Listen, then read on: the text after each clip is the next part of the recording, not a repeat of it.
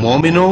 جب تم نماز پڑھنے کا قصد کیا کرو تو اپنے منہ اور کوہنیوں تک ہاتھ دھو لیا کرو، اور سر کا مسح کر لیا کرو، اور ٹخنوں تک پاؤں دھو لیا کرو،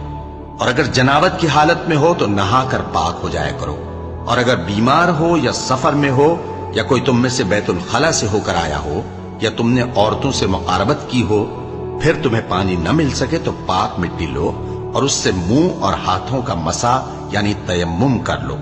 اللہ تم پر کسی طرح کی تنگی نہیں کرنا چاہتا،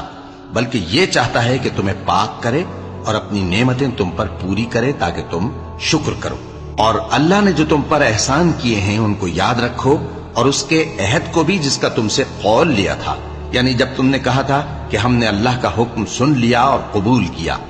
اور اللہ سے ڈرو، کچھ شک نہیں کہ اللہ دلوں کی باتوں تک سے واقف ہے۔ اے ایمان والو، اللہ کے لیے انصاف کی گواہی دینے